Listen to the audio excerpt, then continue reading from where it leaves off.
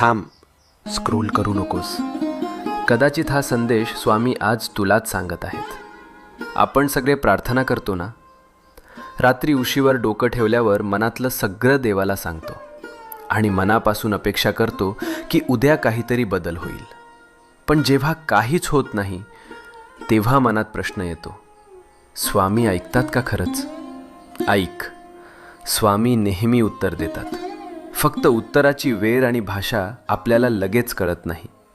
जेव्हा काही आपल्या भल्यासाठी असतं तेव्हा स्वामी हो म्हणतात. जेव्हा ते आपल्याला दुखवणार असतं तेव्हा स्वामी नाही म्हणतात. आणि जेव्हा आपल्याला अजून थोडं मजबूत व्हायचं असतं तेव्हा स्वामी शांतपणे म्हणतात, थांब, योग्य वेळी देतो. म्हणून हार मानू नको. तुझ्या प्रार्थनेचं उत्तर येतंय.